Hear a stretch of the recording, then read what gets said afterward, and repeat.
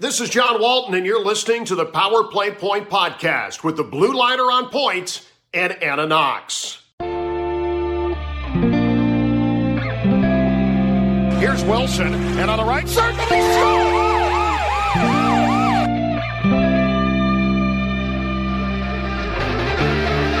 Rebound loose, wild scramble in front, score! Ovechkin with a buzzer beater! It'll count! And the hat trick tonight, number 21,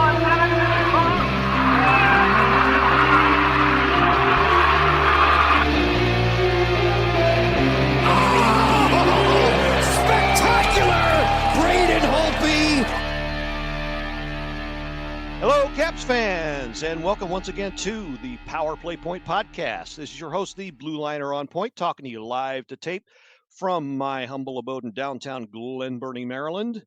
And it's, a long and interesting week of Caps hockey again.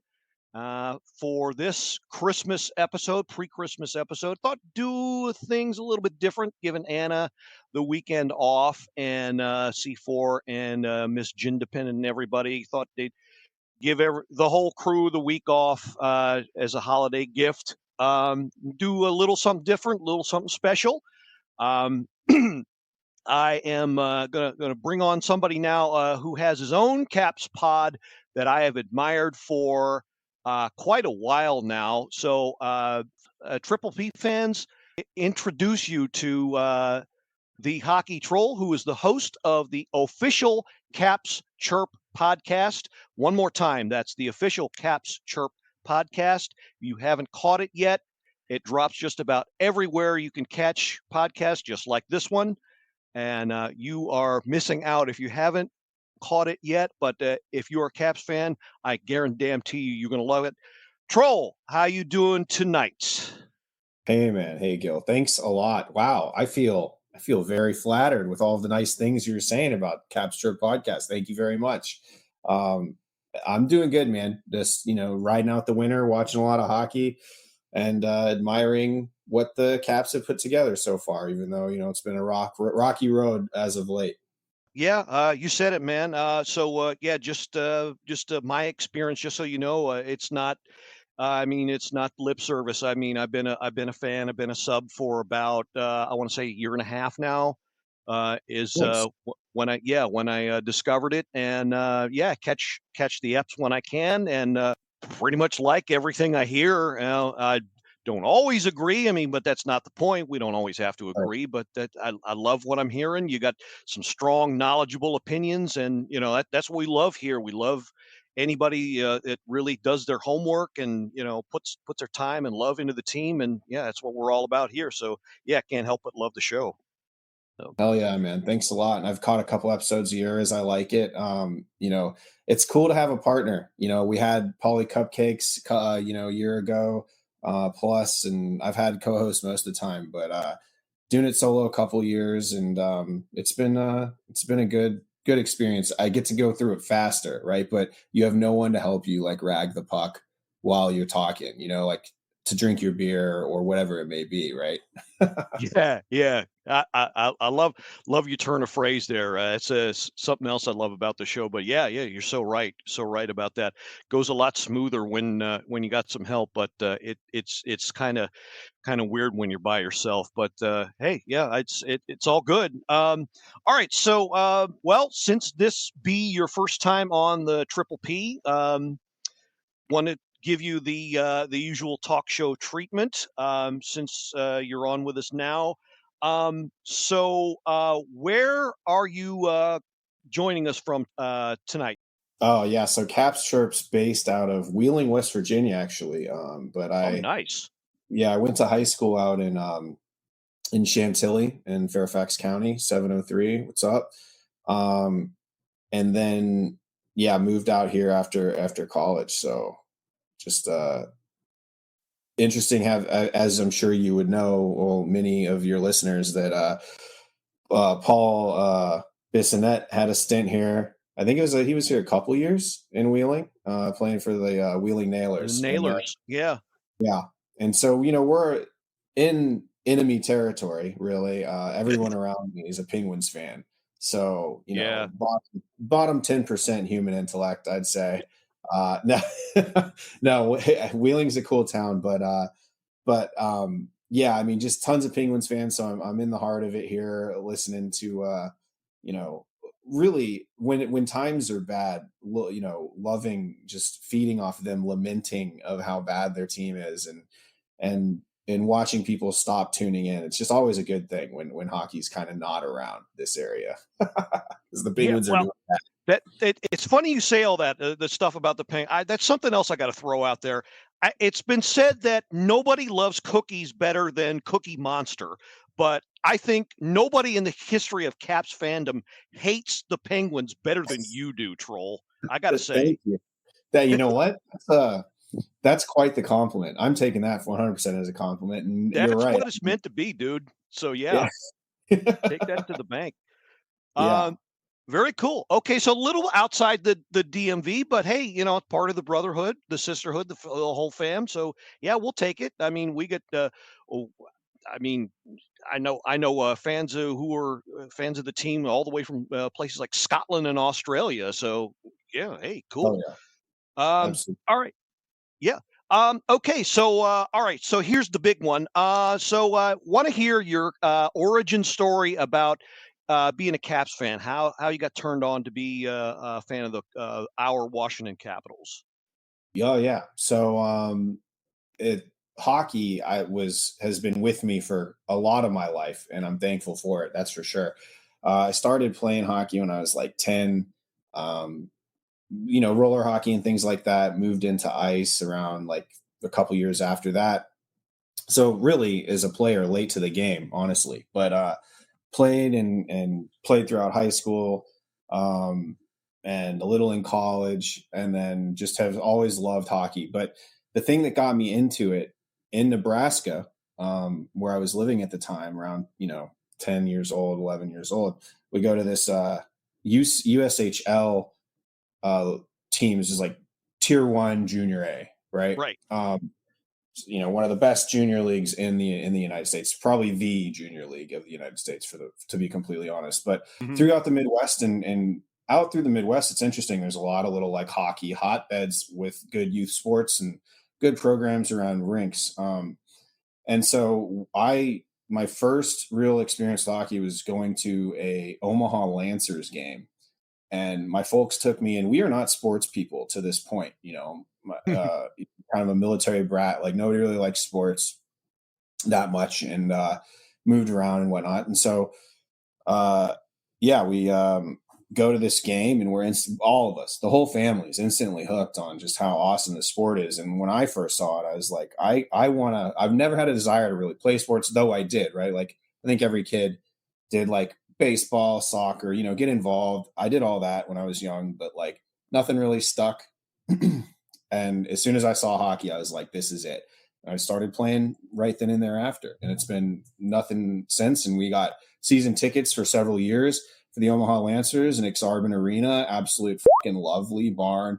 Just such a good vibe on in that place, top to bottom. If you've never experienced hockey at like a grassroots level, like an ECHL, AHL, the minor leagues, even juniors, I implore all of your listeners, that is real hockey in my eyes. And having that, like, community and grassroots there, you all kind of feel like family there, and just how raw the experience can get too, and how hyped the crowd gets. It's very intimate, and it's the best way to watch hockey. Of course, going to Caps games and NHL games is amazing, the spectacle, but I feel like the closeness, that you get with those minor leagues is just way better, Yeah, no, you know what? You're probably not going to have too much trouble convincing uh, regular listeners here, because we got some hardcore Bears fans, Oh yeah. and even a few season ticket holders. One of my co-hosts actually is a new season ticket holder for the Bears this year, Oh, and yeah, we're actually going to go to the teddy bear toss game with her in a nice. couple weeks. So yeah, Yeah, but you don't lie. That's a grand experience going to those games. It is, and they're cheap and they're affordable and they're just good fun. And it can get crazy, and it does get crazy, and that's the best part, right? And so, Yeah.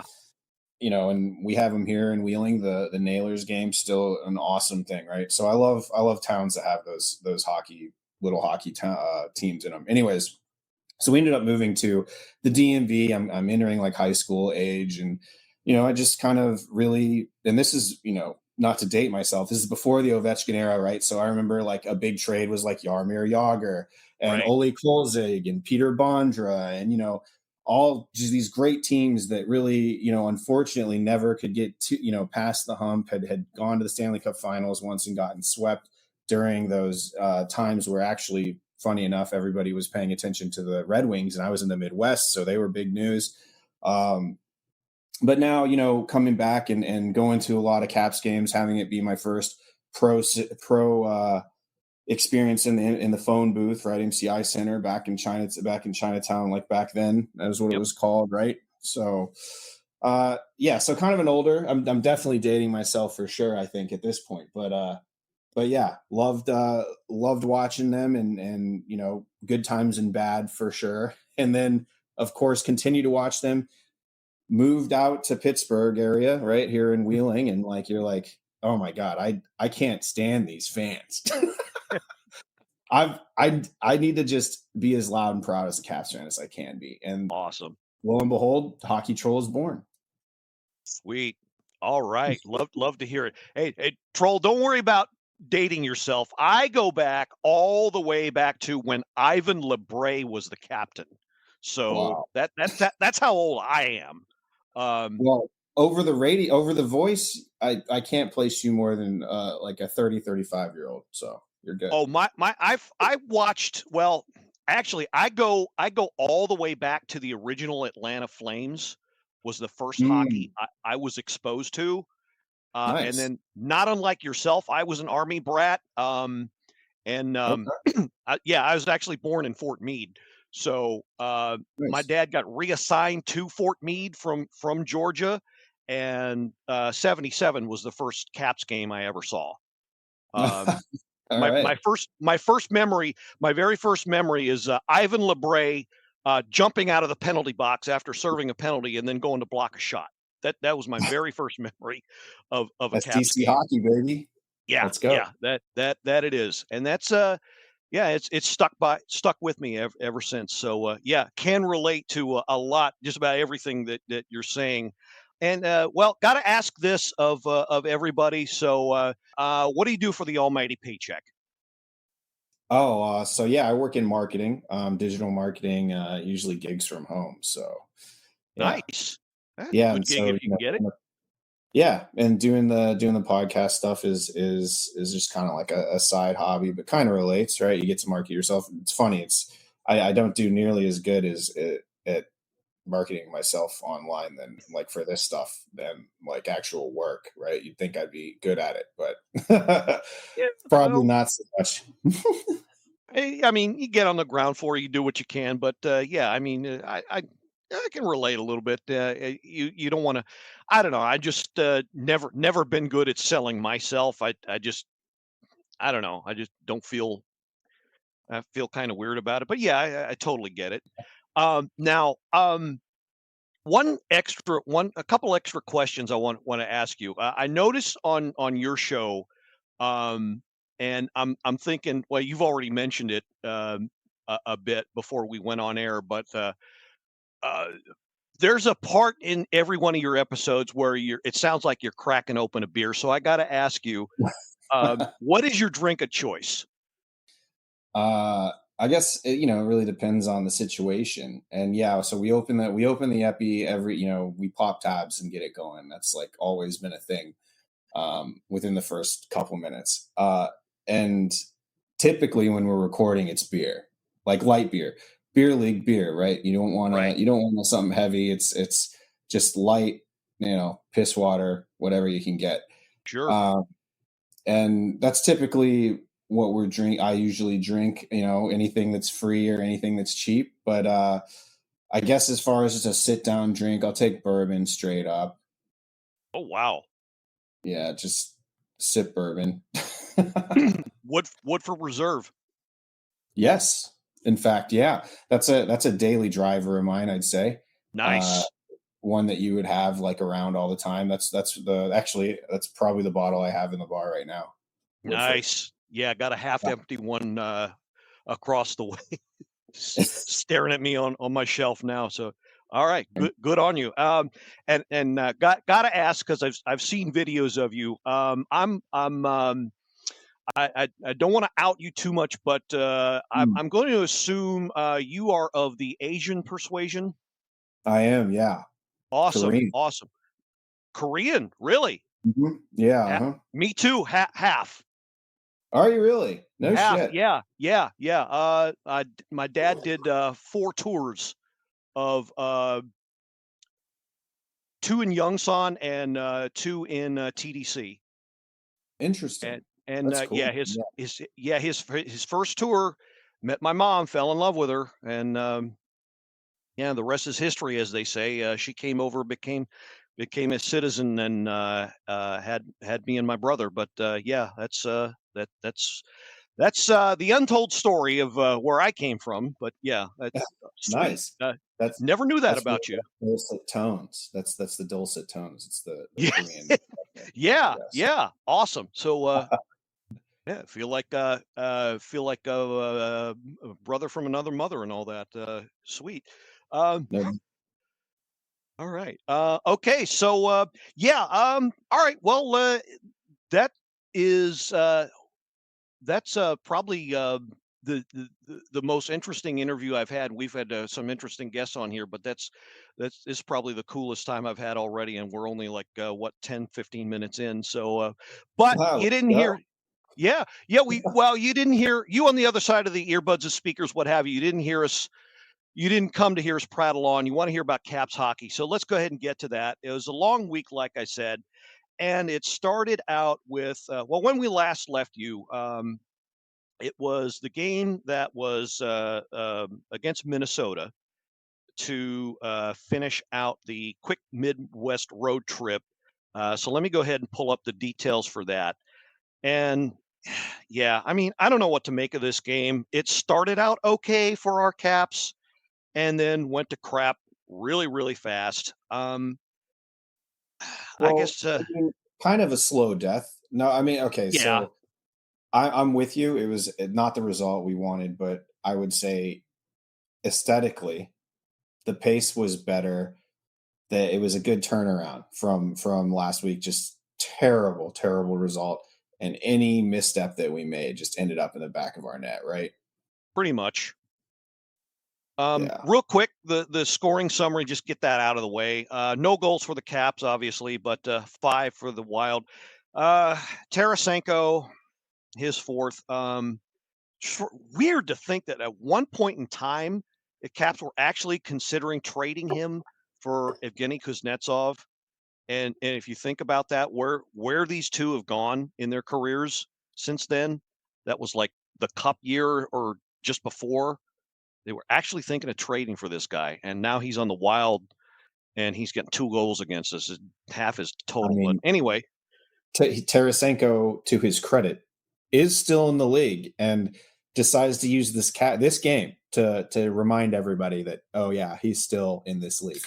Yeah, and has some skill and some value. His 4th at 209. Urov and Faber the assists there.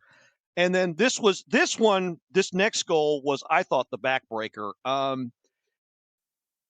Man, I saw replays and I was like, it was the perfect combination of skill and fluke all at the same time. Kaprizov, of course, never want to leave him alone, even if you're shorthanded. I get that. It's a power play goal, but you never want to leave him alone. He was totally unguarded, but it was a shot from Quinn Hughes that hit Joel Eriksson Ek in the shoulder or in the elbow, ricocheted off him, back to Kaprizov, who had nobody on him, and he buries the backhand at 12:51 for the power play goal, 2-0. That I thought was the backbreaker, but because I don't think Caps were ever the same after that, at least not for this game. So Yeah, and honestly, it's compounds it because I thought that the call to create that power play, that was the Faviari when it was the can opener, right? When the yeah, ref came up and said it's the he did the can opener. yeah, I thought that that was was one of the funny. softest baby calls I've seen all season. That was terrible. Faviari does get his stick in between the legs of his opponent, but it doesn't drive him in any way. In fact, if he did turn him, he turned. I cover this on our drop on Monday, but like he turns him so that his forehand is into the inside, so he turns him directly into a better shooting angle if he is turning him, which he does not. Um, and he rips it at the net and draws one. I forget who he was D'ing up there, but I thought this was just a really soft call. He's not in his hands. He does the player that he's D'ing up, it does not lose possession. I know these are like archaic metrics that I'm judging this by, but come on. I mean, there's still a sense of decency in some of these calls, I feel like, right? Like I thought that was just a really bad call. And then to give up the goal, I deep inside wanted to get a shot of the bench and Carberry just losing his mind at the refs, but he's a dignified man, doesn't do that. So good for him. But that would have been me. And to your point, Gil, yeah, I think that this was the Caps were, I thought to this point, doing a lot of things right and just did not get the reward. And then just, in fact, it's the opposite. And that's it, kind of lights out. Yeah, I didn't much care for the call, but I thought, first power play and all, they usually kill the first one, and it's the later ones that where the PK, really stinks and has been stinking up the joint this year. So I wasn't too worried about it, but yeah, I mean, it's Kaprizov. What do you think he's going to do when he's got all that time and space? So I wasn't too worried about it until it actually happened, but it did. But yeah, I mean, Caps were, I'm not going to say dominant, but they were putting up a good fight, good showing. They were actually out shooting the Wild, like, what was it, 11-6, 11-8 for the period. Yeah. Um, Mm-hmm. and, I didn't like the quality of their chances, but at least they were forcing the play for the most part, I thought. And then they give up this goal, and that all just, I mean, it was like, I don't want to say they gave up, but it was like it all went away. And yeah, it all went downhill because, we're down 1-0 after an end of one period. Okay, you're doing all right, but if you can't get the offense going and then you give up a power play goal, yeah, that's pretty much the end. They were really feeling it with, Quinn Hughes, in the lineup. That was kind of It's been a shot obvious. in the arm for sure Yeah, for him. yeah. And then, here comes the third period, and this is where everything really fell apart. Tarasenko again, Yurov helping out, 4:23 in the third, and then Yurov gets his own with Tarasenko helping him out like 4.5 minutes later at 8:53. This is the point where I think the Avalanche were playing on TNT, and I switched to that. I switched to that game. I had enough. And then, of course, It's a two-man game. Hockey, they say, is a two-man game. And Tarasenko, I think Tarasenko, he must have been feeling good. He was skating, he was moving, he was looking spry.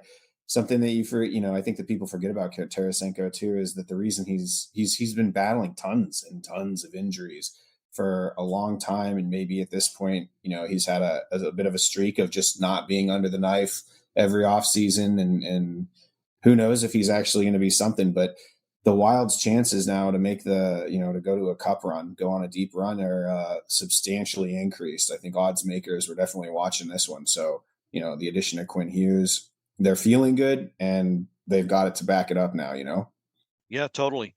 I think they pretty much put themselves into a dark horse or second tier candidate for the cup, just with that deal alone. So yeah, I would agree.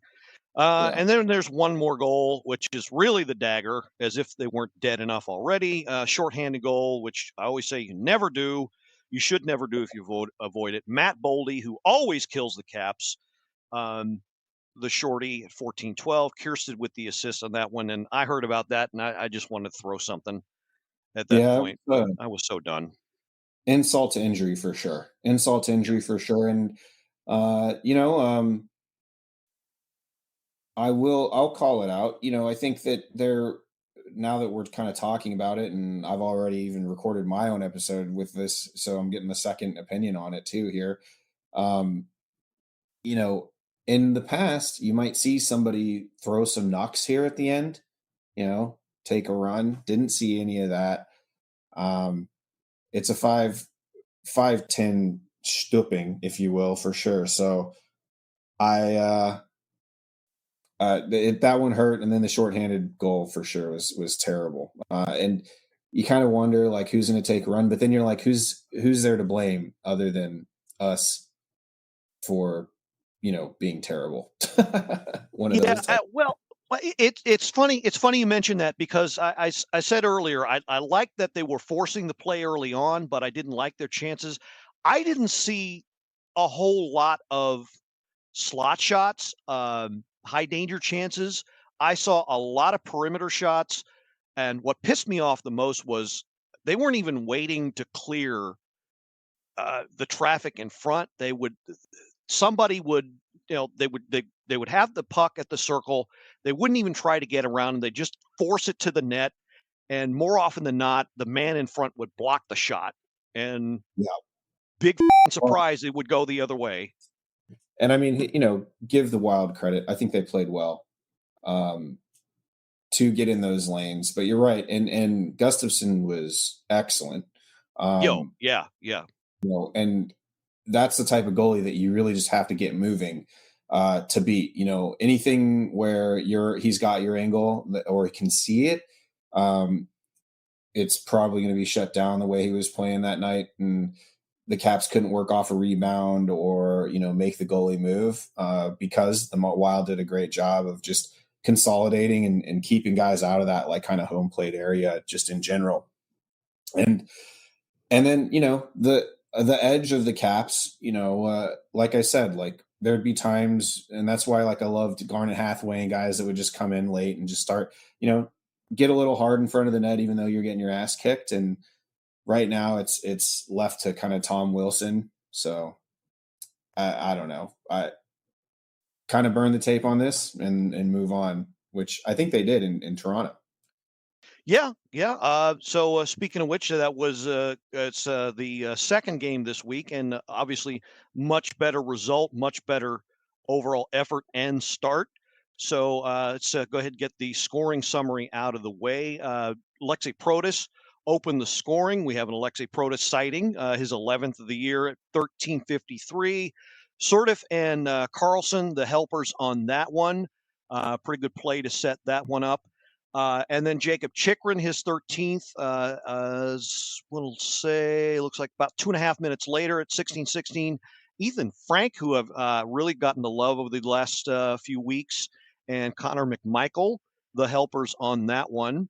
And it turns out that was pretty much all the Caps would need. No scoring in the second. And then Chikrin again, his second, his 14th, obviously. Carlson and Dowd, the helpers at 4:02. And then Carlson put the exclamation point on it with Sortif and Wilson helping out at 8:57. Was it just me, or did I don't know if you were how you catch the games, but Craig Locker basically said, not to put too fine a point on it, but the Leafs look lifeless. They look like they didn't want to engage, wanted no part of the Caps. Did it look that way to you? Yeah, I think, the Leafs were absolutely terrible. It's the Toronto Maple Leafs, right? It's just this is what happens when I don't know. I don't feel bad at all because they had even, and it's going on 5, 6, 7 years now. Just great talent up front. But I just, they're a conundrum. On paper, I think the Leafs should give the Washington Capitals fits, but they seemingly don't. Maybe we just match up. Maybe it's a mental thing.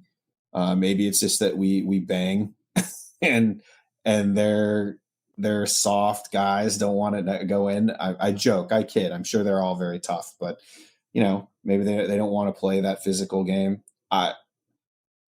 in any case, I thought at least this night they did seem checked out, completely uninvolved with it. But I will say that the sort of play to the big man in front with Protus, it's crazy that Protus scores any other way to me, right? I mean, he's a great skater. He's got great finish, but man, he was double teamed in front when he bangs that goal in. Great pass by sort of, great presence of mind to confuse and to skate and create that chance by sort of, really.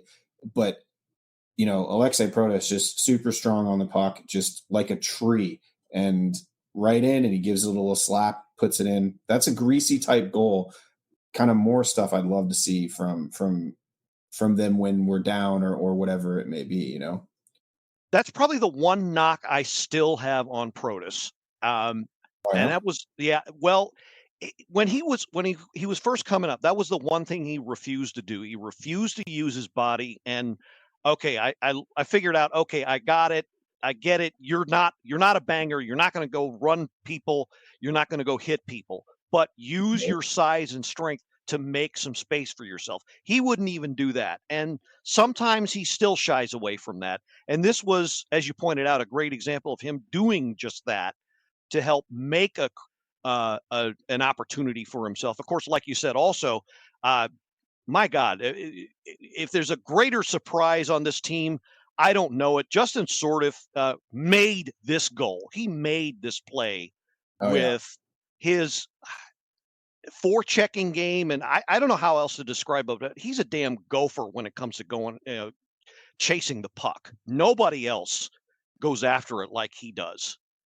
And, you look at guys that we're bringing in like Sordiff. I mean, I think we did luck out with him, but I mean, I have really admired I mean, that's crazy. He played like 4 NHL games up to this point, before this season, and then the Caps saw him and said, "Let's go." I mean, what a great scout job. And he was struggling to get in the lineup, but quickly made the point to be there and show that he deserved the shot. And I think the top is nowhere near it on this guy. I think he might be able to stay in DC for 5-6 years easy if this continues, because he seems like he can play up and down the lineup. I get that he's been getting force fed some minutes, but it begs the question of those type of guys that we have. And sorry, I'm getting off track here, but we've got a guy who's like who's got that high end kind of playmaking ability, spark plug, obviously, and a really great skater. Then you have Ethan Frank, who also brings the speed like him. Ethan Frank, I feel like, is a little bit more of a finisher and kind of a singular threat instead of being able to create so much, though I think it's there too. And then you have Bavillier, who's like the veteran who's that kind of archetype. In fact, we may have too many. You know what I mean? It's a bit of an embarrassment of riches when when you're talking about middle tier players, middle tier forwards, which is why we have something of a logjam right now that we're going to have to deal with here in the next season or two, when some of the guys, the guys in Hershey are eligible to come up and claim a roster spot or two. So all good points there. I totally agree. This was I thought the get right game for the Caps, because they, me too. I was convinced. I was sold. We're back. Yeah. Weren't really playing all that well. If you listen to my last week's evaluation of them, if your ears are still burning, I apologize. But I wasn't too happy, and I thought this was the game to fix it all. And it certainly looked like it. They did all the right things. Of course, Logan with the shutout. Let's not forget him. Everybody was great. We haven't talked about how good Logan Thompson's been. We're spoiled, honestly. That's how spoiled Caps fans are right now with the consistent goaltending that we've always had. You can take great goaltending for the Washington Capitals. In fact, constantly underrated goaltending, in my opinion, all the way back to the Kolzig era. I think that's the way that the Caps move through goaltenders and manage the tending situation's amazing, I think. But here we are with another elite, top of the league goaltender in Logan Thompson. He deserves to be there. And unfortunately, this week, as we continue on, like Lindgren gets some time in, and I have no complaints of the goaltending core, and even knowing what's happening, and we haven't even gotten to the Detroit games yet. You know what I mean? Yeah, hallelujah! What a breath of fresh air that is to hear. Oh my God! As I've long been complaining about, like, Caps fans and goalies. I don't know what the hell it is, but Well, what my it God, is, and this is, I think, for this is going to sound so conceited, dude. All right. go for it.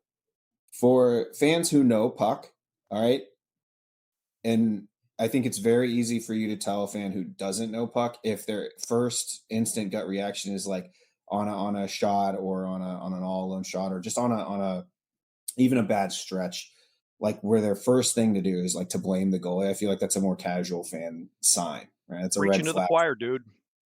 So you have to assess the game as a whole, I think. And just because the goaltender was the last guy to let the puck by doesn't mean that there were several failures to put him at a disadvantage ahead of what happened there, right? So for me, though, there are times for sure I was not high on Samsonov. I liked the Vanacek and God, I can't even remember. I liked Vitek Vanacek and his counterpart, those two-headed dragon years we ran. I didn't mind it. I think that every time, if your skaters, your five guys that are out there on the ice consistently are better than the other five guys, goaltending matters less as your skaters get better, right? So that's why I think wisely you should build from the net out. And I think that the Caps have done that. And I think that they consistently do that. It's a recipe for success. And I have nothing bad to say. I'm just going to reiterate, nothing bad to say about the goaltending core. If that's what you're looking for, look elsewhere. Yeah, no, I have no problems, and I certainly don't have any problems with Logan or Charlie Lindgren. Yet has Charlie looked a little, I would say a half a notch below the year he practically single-handedly carried the Caps to the playoffs when they didn't belong there? Yeah, he's a little regressed from there slightly, I would say, but even so, he's more than a capable backup. And I say at the price we're paying for him, and we're damn lucky to have him in that role for as long as we're going to have him in that role. He signed 3 years with us. He likes being a Cap. And yeah, he does. I like that he likes it. And here's what I love about what the Washington Capitals did with this goaltending tandem. They signed two promising young southpaws, like not super young, but young for goalies southpaws. Like that's crazy work. Who does that? And they're both pretty similar in style, both pretty similar in build. They have a 1-2 that's indistinguishable, and they just decided to go full southpaw.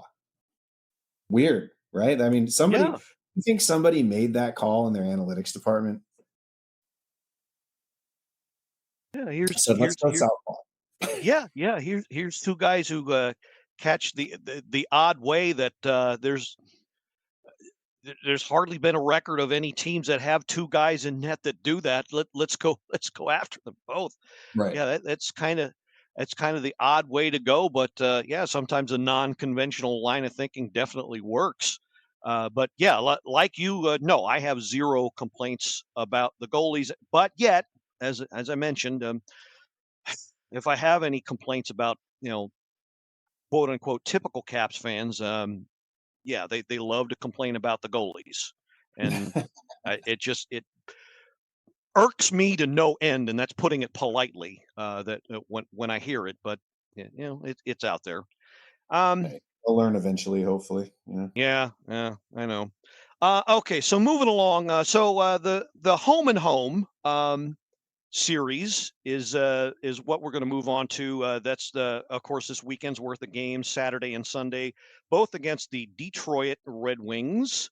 That's how my family who lived there says it, oddly enough. Detroit. I don't know why they say it that way. Anyway, the Red Wings, I thought this would be, I was hoping for a split. I would not have been surprised if there was a sweep. And that's what it turned out to be. First game at home. Okay, well, much has been made, I will say, about the matinee malaise. I'll put it. Malaise, nice. Yeah. That's a shit I show. don't. Yeah. No. Let's not sugarcoat it. It was indeed a show. It was terrible. They came out flatter than 10-month-old soda that's been left open. Yeah, there was no excuse. I don't buy that excuse. But it's a convenient listing of an excuse. But still, obviously the Caps weren't ready to play, and it showed. Let's just quickly run down the scoring. Wow. The wrong Leonard and the wrong Van Riemsdyk scored the first two goals. John Leonard, not Ryan.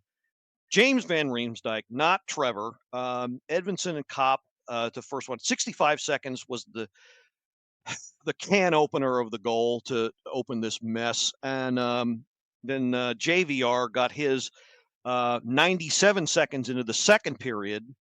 I don't know what it is about this team in the first minute or the last minute of a period when they're losing, but yeah, they just do. It was let your family score day, and just let them score. John Leonard, I didn't even know this existed. This dude clawed his way up. He's played about a full season.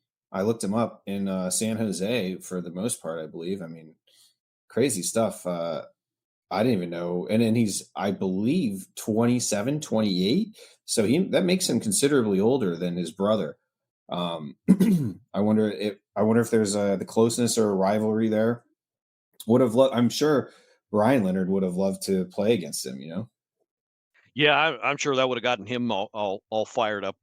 Can't wait for him to come back. But yeah, that's sure as heck what it looked like the first period or so in the game, and then Elmer Soderblom piles it on, his second of the year. Kasper and Johansson the assisted that one. 5:55 of the second. 3-0 Wings, and then Moritz Seider, another cap killer, no helper. 10:05, and the route was on, and then Protas finally answered for us with a great snapper here, his 12th. Wilson and Sandin, the helpers on this one. And then I think it was the end there. What? Yeah. What's that? I mean, that was Protas there with that snipe and just pushing outside, coming in, you let one go. That was a good tuck. Yeah, it is. He's got one hell of a shot. I kind of wish he would, when he shies away from it and defers to his line mates, I think he's doing himself a disservice. I really wish he would shoot more. I say that about a lot of Caps, but yeah, I think he's gifted. He's gifted with one hell of a killer shot, and I just wish he would use it more. Yeah. And I think, I don't want to spend too much time on this, but I think not long after this was the disallowed goal. Yeah. It almost, and so I think that the Red Wings have stalled a bit on their rebuild. And I don't know if the deals can be made. I don't follow them close enough. But Lucas Raymond, Kopp, there's Dylan Larkin still lurking around that team. Yeah. I mean, there's, and then they add Gibby in the offseason. Right. So they have Gibson, and this was the Gibson game. And Gibson came up big whenever the Caps do and will muster a few attempts to try to sway momentum, no matter how bad it gets. It's not a total beatdown. And Gibby was equal to that task. Crazy. It was a bad game. I mean, really bad. And the result was even worse, right? So, and because at halfway through, it seemed like the Caps, okay, let's show up. And then they come back, fight their way back, get the disallowed goal, right? that was this game, right? Yeah. Yeah, no, you're right. That was this game, and then after the disallowed goal, they still had some fight, but maybe not as much. Faravari got one in the next period, and then, but it was that was too little, too late territory. So yeah, and I think that this goalie interference was tough. I think this is a kind of an egregious no, and I think I know what the trigger was. So Gibson feels the contact after Protas gets pushed into him. I think Sherratt is there pushing into him. And then from his knees, Gibson lunges at Protas to push him out of the crease, which he's totally entitled to do. A goalie's allowed to protect his crease in that way. But Gibson was not watching the puck. It goes far side. It gets banged in. And at the end of the contact where Gibson pushes Protas takes his left hand, like the top. I think I don't know if it was dangling his stick or whatever, but there's a hand of Protas's that kind of scrapes the back of the goalie's head. And I think that is what pissed off. I mean, I think that's what they drew the line at, is that Protas didn't have to lay hands on him and try to pull him even farther out of the net as he's exiting, after being pushed in. And now I'm just going to say that is a completely, I mean, I've had a few drinks tonight, and that was a completely made up assessment, but that's my assessment. And it's literally as good as any other assessment, I think, because people do not know what the goalie interference is. And this is another call that you're kind of just like, okay, it's 50-50. And the coaching. And when you say people, that includes the people that are supposed to know, that are running the show. Right. I mean, people in like the human term, people, all humans on earth do not know what goalie interference is in the NHL. And here we are, just, a bunch of chaos veiled in a structure of the NHL. And this may be just the Pandora's box of anarchy that will take to collapse the entire thing. It needs to be solved. It does, but I have a feeling it never will be. Right. So it's infuriating, It is, and I'm not gonna argue it. Myself, I was of the opposite. I think Spencer for once had a legit beef to use his challenge. I think he was in the right to an extent, not unlike Rule 45 with the headshots. There are times where the offended player bears some responsibility, and I think that there was an element to that. When Sherratt pushes Protas into his own netminder, then I'm sorry, you're responsible for initiating the whole thing. So from that point of view, I would say the Caps had a legit beef, but knowing our history and knowing the way the grand ambiguity that is goaltender interference, right. I didn't think there was a snowball's chance in Guam that this was going to go our way, but I can see why Spencer felt that it was worth a challenge. But even so, I don't think it killed the momentum, but it didn't help things either. It would have been nice. Would have been nice. Being down a goal rather than two. That's a little. I mean, I have more faith in the Caps to come back from a 1-goal lead than a 2-goal lead, and I think I have more faith in any team in the NHL to do the same. Yeah, and then Larkin tags on the empty netter, and you're just like, all right, well, we're going to see him. Maybe this is just a thing that like cordial gentleman's handshake. You can win it at our barn, and then we'll win at yours. Now, I think we were kind of secretly hoping for that, but not sure of the outcome. But we were willing to see if they were at least going to have some fire. They would. Now, I want to put one final exclamation point on this game. If you had any doubts as to how the game was going to go or how they were playing, look no further. As I always point out, the shots on goal totals for the first period, first 20 minutes, 17 for the visitors, 6. That's right. 1, 2, 3, 4, 5, 6. An Abe and a Georgie.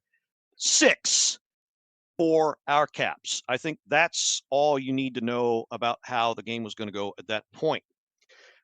Okay, so we move on to the game that was played earlier this evening, earlier today, rather. This afternoon, it is late in the evening as we're recording this, December the 21st, just so you know. And this was at Little Caesars Arena. Breakdown of the scoring summary. Obviously, Caps were going to come out much better, and they did. I would say 1,000% better. Ethan Frank opens the scoring, his 5th. Strome, the helper, at 14-17. Great individual effort, breaks the ankles of the defender. And I saw some Caps fans on Twitter saying, yeah, easy to score when your defender falls down. It's like, okay, but you still kind of have to get past him and make moves to get past your defender so that they fall down and can't. Is it easy to score? Is it easy to score just one-on-one with a player? I don't think that's necessarily true. No, I think it's not. The highest talent in the world scores at maybe like a 20% clip on a breakaway in a game. I don't know. I'm pulling that stat out of my ass, but 1 in 5 maybe. So I don't think that's necessarily a good, I saw this play was good. And this is the type of thing that I applaud the coaching staff. And I think that hockey's a player's game. So, the coach is important, but at the end of the day, you rely a lot on the players and the talent that you have that's actually on the ice. And so to see, hey, now the boys are reacting. You're seeing Ethan Frank cut across the neutral zone with a head full of steam. Guys are getting him the puck, and he gets the puck. He carries it in. He comes with such a burst of speed to which it blew a defender off his feet. And then he went, backhand, forehand, 5-hole across the, I think that's a great goal from Ethan Frank and very indicative of his skill set there. Love absolutely. Absolutely. Frank from Nebraska, baby. Let's go. You are at the top of the show. We talked about my roots in Nebraska. That's why I have a soft spot for my boy Ethan. That's where that comes from. I've been meaning to ask you about that. I was going to wait till we went on your half to ask you about that. But since you brought it up, okay, I always thought that was from Duckman. Corn-fed? Yeah. Oh, I don't know. No, like, when you live in the, corn-fed, that boy's corn-fed, like. Oh yeah. No, I get that. But I for some reason, I always thought it was from Duckman because, the character corn-fed, because Ethan Frank is so quiet and reserved and, is like that character, but he just goes about doing his job. For some reason, I thought it was because of that, but I don't know. I'm making shit up. So who knows? But I appreciate you explaining that. Yeah, he's from Nebraska. That's where he came up. Awesome. Yeah. I never knew that about him. I always thought for some reason he was a local boy. But that's true. I don't think so. Yeah, no. He's not. Okay. I think I'm confusing him with somebody else. But anyway, he stakes the Caps out to the 1-0 lead, and then comes a second period, and of course, all right. Well, the PK makes its appearance, and of course, they let us down. And yeah, you give, not unlike Kaprizov, Lucas Raymond, you give him a nice clear shot. He's going to put it in. Sandin Palika and Finney, the helpers on this one, 8:37 ties it. And then John Leonard again shows up and ties the game all year. This was, I think it deflected off his knees, off a DeBrincat shot. And this never should have happened because you never, ever should. Alex DeBrincat has one hell of a wrister. And he had all the time and space to do it. And he launched it. And when I saw it, I was like, oh, this was solo. This went right over everybody else and tucked it under the bar. And no, it actually deflected. But even so, you should never give DeBrincat that kind of time and space to do that. and he'll hurt you. And yeah, he did. He's another cap killer. 13:44, Wings would take the lead.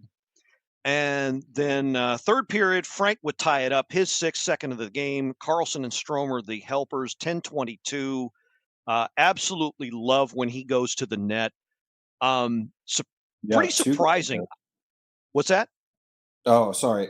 Go ahead. You finish yours. Well, I was just going to say, I love it when a little guy like him goes to the net and doesn't give a crap about what's going to, whether he's going to get hit or not, or what's going to happen to him. As long as he goes to the net and waits for the puck.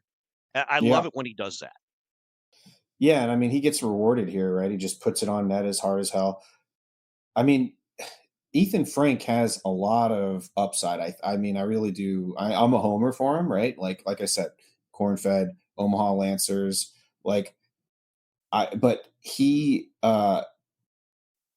got a shot.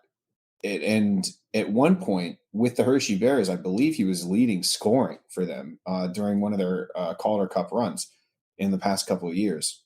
That sounds right. And I think he was an MVP for them at least one year. And it's speed. So he has, and I think that when a player goes and squeezes off 2 Calders, you have to eventually play as a team too. So he has that recognition, and he will make plays.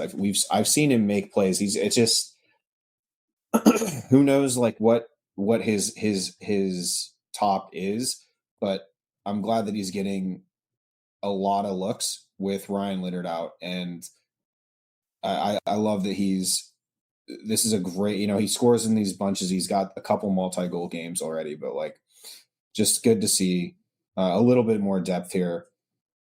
Now, is it Ryan Leonard caliber? I don't know, and I think that's what the coaches want to know, right? So, yeah, that's true. And I will admit to earlier in the year being down on him because I wasn't seeing him producing, and I wasn't seeing him make the most of his talent. Now, it could be argued that also he wasn't being put in the right position to utilize that talent. You could make that argument for sure. But I think he's definitely come on this last month and a half and made use of not only his speed, but his playmaking ability as well to help the Caps along on the offense. Now, realistically, I think he's going to be a victim of the numbers game. And when I'm you can't see it, but I'm putting victim in air quotes because I think, if I'm not mistaken, he's a free agent this year. And I would not be surprised, especially if he ends up getting 20 goals, which he's capable of. I would not be surprised if a team makes him an offer and he says, I'm not going to make this kind of money playing here. I got to take it. And he does. So, yeah, that's a good point. But wait, he should be is he UFA at the end of the season? I'm pretty sure. Yeah, I don't know if he's an RFA. I'd have to jump over. He's older, right? I think he's old enough to be a UFA. I'm pretty sure he is.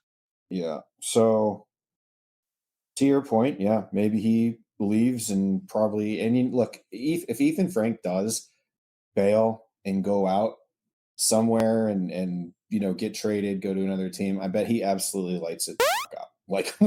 And I bet he scores on this one play. Whatever, it happens. There's a big huff about letting Iorio go off the waiver wire, but he's getting consistent minutes in San Jose. Last I checked, I think he's probably he's logging a regular D shift with the San Jose Sharks. He could have just stayed in Hershey for the past couple of years. He's making big money up here. I would I would love to see him stay. And the benefit that you have with these younger players, these guys who are looking for their first contracts, is that, they come cheaper. Yeah, that's very true. And I looked him up, and he is indeed going to be a UFA at the end of this year.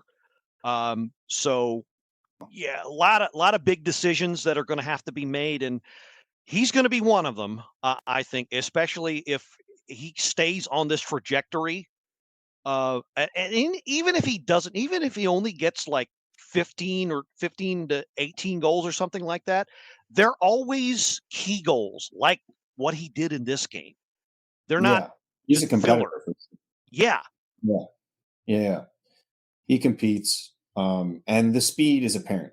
He's already had many highlight reel goals. I'm sure there's suitors out there. It's just whether the Caps are going to get a good return for him. And you know what? For Ethan Frank, I think the Caps should be looking for like a first round return. Something. It could be late first round. That's fine. But like a first round return. I can see that. Yeah. I can So see, especially if maybe, his numbers keep going up. Yeah. dude. And look, all right, we're done. I've got to put this out. I've put it out here on my Monday release, which will be tomorrow, as we're recording. But, and this is my worst nightmare. If John Carlson is being shopped, Hmm. you cannot tell me that John Carlson's probably not on the same tier as like an Eric Carlson. He's the American version of a Swedish name, literally. But John Carlson, I think would, the Caps had done it for years. At deadline, pick up a veteran elite defenseman, the best defenseman you can find. And I think that John Carlson could absolutely be that guy on a trade wire. Do I want it to happen? Absolutely not. I want John Carlson to retire a Washington Capital. He deserves that, and he's useful. I love John Carlson. I would be heartbroken if that dude left. If he left, I'd go buy a jersey, and I'm not a jersey person. So, yeah, I would. That'd be tough, but I think that's great value, right? And then you add, so you trade for JC, you can snipe somebody's like next guy up, right? Like maybe a second line center, in some cases a first. Then you can add Ethan Frank as a sweetener. Ooh, I think you could return quite a bit for that package, and then sprinkle in draft picks wherever you want. But that's me being high on John Carlson. I think a lot of people may not agree. Well, depends. It's going to depend on two things, and it's probably going to be around the deadline where something like that is even considered. But going to depend on where the Caps are in the standings, of course, and naturally what the return is going to be. And as I always say, you don't make a deal unless it makes sense, both at least long term. But if if at a minimum they can get, like you said, at least a mid-tier center and a decent draft pick, then it may well be worth it. But long way to go to March, to beginning of March. So anything can happen then. But yeah, really really tough call for me. My history with John Carlson, I'll go ahead and lay bare. It's a love-hate. Absolutely hate the way he plays defense. Love the way he runs the offense and is dead calm with the puck when he needs to be. I think personally he's better. He would be better served. Get him off the power play point. Put him on the wing on the power play. That way he doesn't have to worry about holding on to the damn thing at the point and losing it and causing an odd man rush. I think his talents are better served on the wing, as long as you've got the man advantage and he's got that space. But what do I know? I've only been watching hockey 9/10 of my life. I don't claim to know it all, but hey, that's just me. He is quietly having himself a pretty good year. Yeah, he's a points getter. Yeah, he is the man, and so everybody, like I said, he's dad. Every team, if you look at it, has like this anchor defenseman, and that's him. And he's good. He's still good. He's always been good. In fact, sucks he hasn't had the recognition. There was one year I thought he was going to win the Norris, and I was pulling so hard for it because John Carlson deserved a Norris at least once in his career, but at one point he had scored like 30 goals. I've 30 goals. Defenseman's pretty crazy. I know that like there's back, Cale McCarrs and whatnot, but he was having a Norris worthy season. I thought he was going to get it, and I was so hyped, and he didn't get it, and I'm forever pissed off about that. I think John Carlson is one of those guys, and that's a guy who went through the entire organization of the Washington Capitals. He gets drafted, he gets back-to-back Calder's in the AHL with the Hershey Bears, comes and eventually gets the cup and is leadership core the whole way through. Like, you can't get any more pedigree Washington Capital than John Carlson. And definitely a cornerstone of the cup winning team. You can't talk about that cup year without his contributing his contribution. So yeah, I'm with you there as far as that goes. But where he's going to end up, honestly, is going to be that's a lot of guesswork. And like I say, I'm not ready to sit down and figure that out until extend him. Give him. I don't care if it's 8. I don't care if he gets a raise, but it can't be crazy. Less than $1 million raise. Extend him for 3.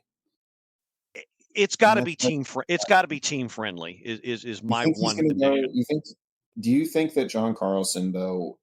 I would say that's the high end, but ideally, like I would love like a $6 million, $5 million. He's making 8 now, and his point production is consistent. Like, it's on paper, it's tough. Like, you gotta if we're talking a 1 or 2 year deal, I'm fine with 3 max. I think term is 3 max, and JC gets to go out on his own terms in 3 max. And I think it's probably more like a 2 in term. If it's 1 or 2 years, then I'm okay with 6.5 mil, something like that. Ooh, wow. If it's a longer term deal, then he's going to have to take a pay cut. An even bigger pay cut. The only reason I say that is because you also you got to figure you're going to sign at least 1 or 2 of the younger guys to an ELC. Right. At least you've got that to consider, and they're probably going to go after somebody that may or may not be top 6, but can be at least considered top 6. So you got to come up with money for that. That's the one. Oh, they have space this year, though.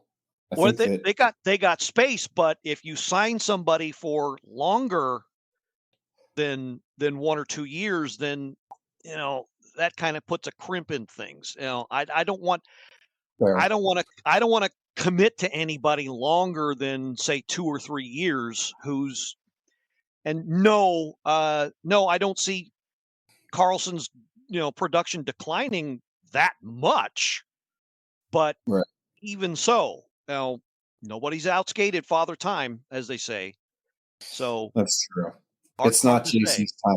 I think. Well, it'll be interesting to see. And at this point, John Carlson, he holds all the cards, right? I think he's for sure got a no movement clause. He's got to, and then because it was an 8-year contract he was getting rid of. So yeah, like he's got to have some sort of no movement clause. He could go get paid $20 million. I don't know. Who knows? He could go chase a bag for a year, do a $12 million. He could. Next year, I mean, he'd be a great rental. Either way, I think the attractiveness just here and now. If I need help on the blue line in any way, shape, or form, and I think I'm going to make a deep run, I 100% consider John Carlson. I don't think any GM doing their proper due diligence across the league doesn't look at him close and see if he can be pried from his alma mater and his home team. Yeah, no, I can definitely see that, especially if and I can't think of one right now, but I'm sure there is a team that is desperate for somebody that can move the puck like he can Sure. from the back end and help the power play. I'm sure there's at least 5 or 6 teams that are like that would love to have him. So I would not be surprised. But don't yeah, do it to me. Don't do it to me. He needs to. I want to see him in the playoffs again. I want to see John I want to Carlson. see him. Well, yeah, I want to see him retire a cap, but I don't want us to go crazy, making sure of Of that course. either. Right. I don't think But that that's not something that happens. But yeah, we'll see. But that's yet another big question that's going to have to be looked at in the coming months. Interesting discussion there. So well, that was the week that was for Caps. Us Caps fans. I think just real quick evaluation of things. I think last week was way worse. I think they've come at least halfway towards what they used to be, at least the month previous. So I'm going to say glass half full. I wasn't too happy with the opening minutes of the first Detroit game, but I think they proved that they can come out with some jam and no matter what, and that they still got uh, you know the goods to at least be something of a playoff contender. I'm not sure about a cup contender, but a playoff contender at least right now, and be in that conversation for sure. So I'm going to say glass half full for now, based on this week. And I don't know. I'm not going to sit here and try to figure out what went wrong with a few of these games, but I guess every team hits hits a low point every now and again. So I think it's more complicated than that, but who knows? But they did have their high spots too this week, I thought. So I'm not going to be down on them this week. the Caps, I think, all year have been pretty consistent, whether the results showed up on the scoreboard or not. We try to go out, we try and we succeed many times to assert a territorial type game where we are possessing the puck. We have the puck in our hand and on our sticks a lot, right? Almost like a lacrosse mentality of like possession. Good to analogy. always, and so I think that the Washington Capitals play an excellent lacrosse type game, and I think that that's an incredibly high skill game. These quick touches inside close, and then mixing it in with some power and execution on the other side. I think that the Caps, you look at the fancy stats, the Caps have been positive Corsi, positive Fenwick, positive possession stats all season long. The fancy stats have not lied about them as far as what their possession has been.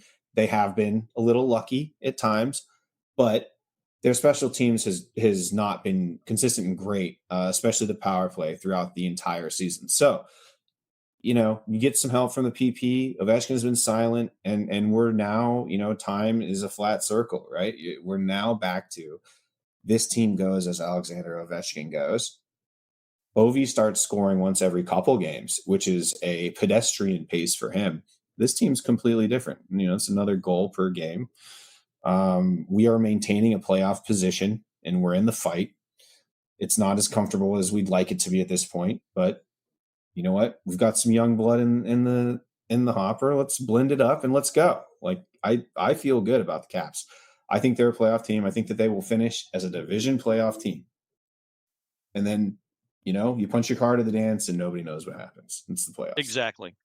I think they're easily in that conversation. And who knows what happens once 1 through 16 starts in late April. But it would take a severe amount of injuries and or drop off for them to fall out of that, and I don't see that happening.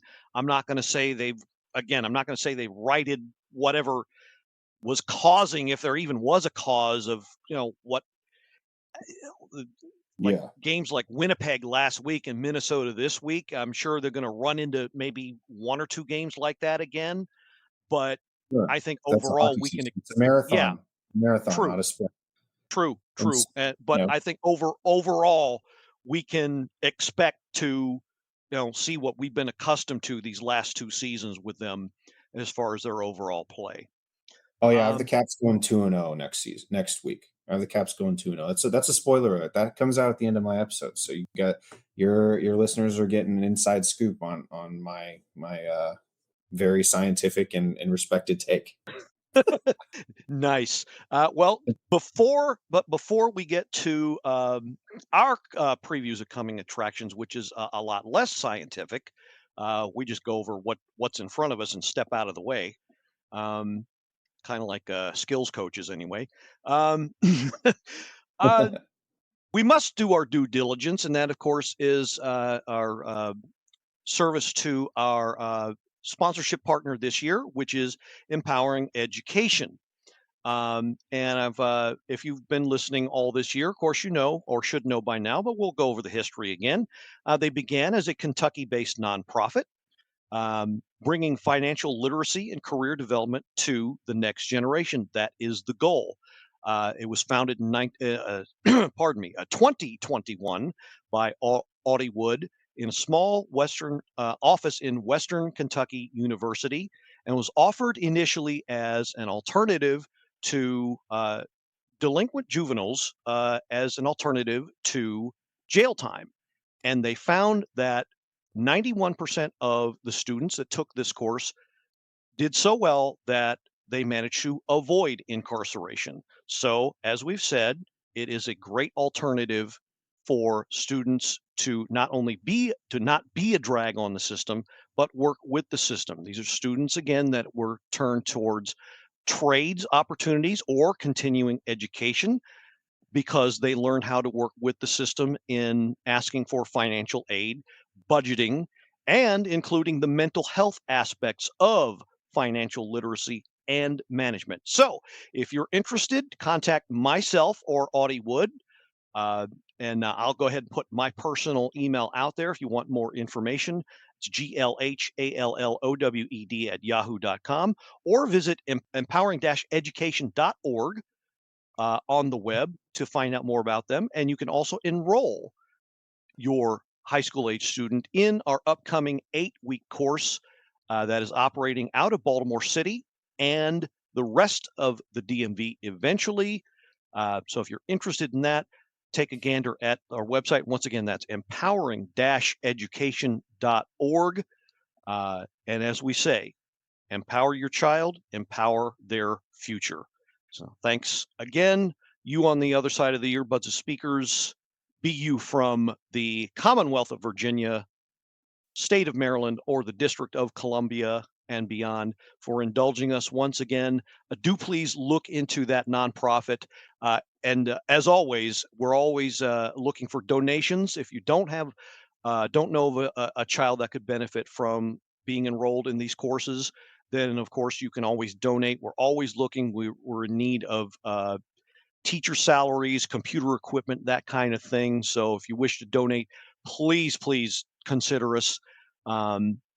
This is a great nonprofit. I know I've been working with Audie for many months now, so please consider us. Take a gander at the website and check out what we're all about, and consider us for your next viewing.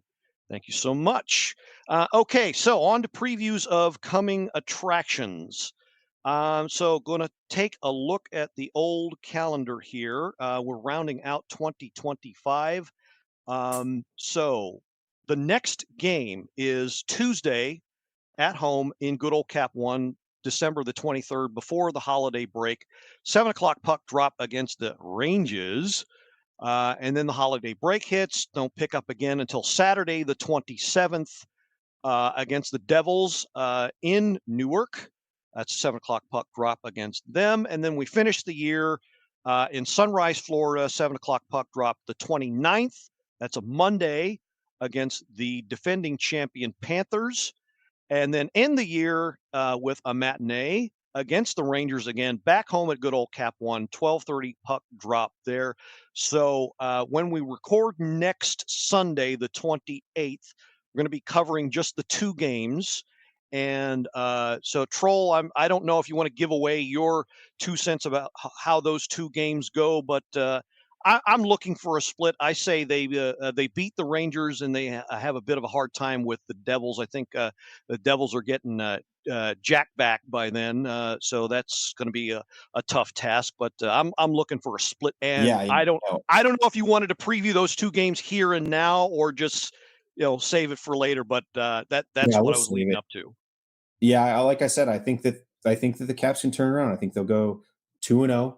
This is a huge week. All right, they've got nothing to stop them. It's a huge week. It's a 2-game week. That's half the workload they've had the entire season, which is nuts because of the Olympic break. The Caps have an opportunity here to, if anybody's slumping during the holidays, taking any nights off, to jump on a team. It's 4-point swings both ways. The Rangers are going to be an issue if they continue to climb. So it's 4 points we got on them.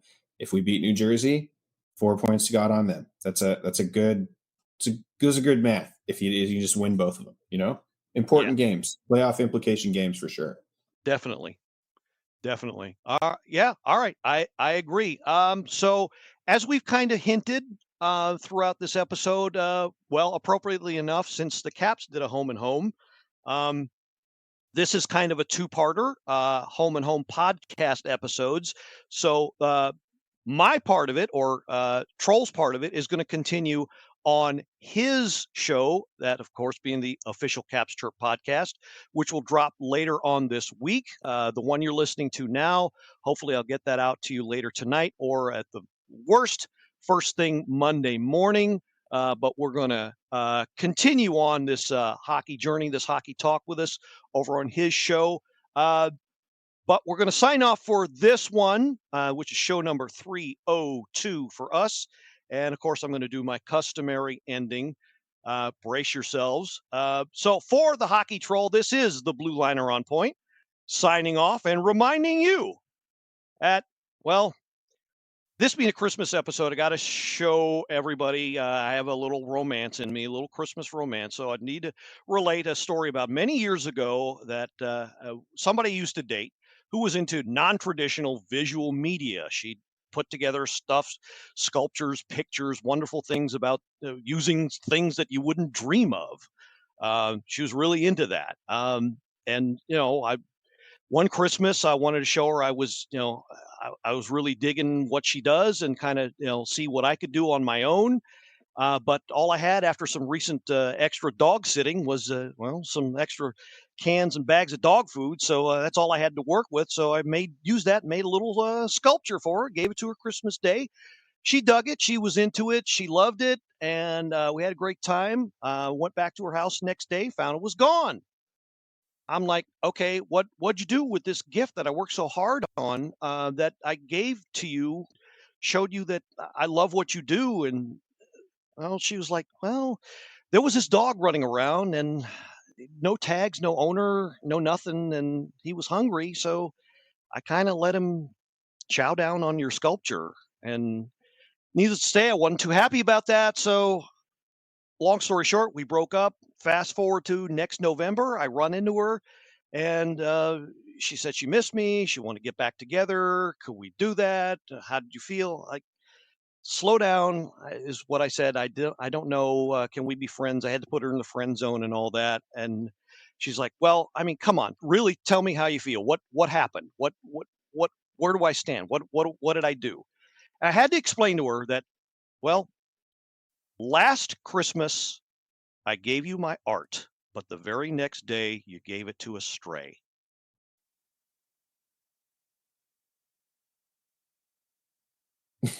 What? Well, yeah. Okay. That was a good one, dude. Hallelujah, and let's go Caps. Go Caps. This has been another episode of the Power Play Point Podcast. All episodes are available from Apple Podcast, the Podbean app, BlueLiner77.podbean.com, and now available from Stitcher. Music by Joe McAllister, voiceover by Jeffrey Conkle.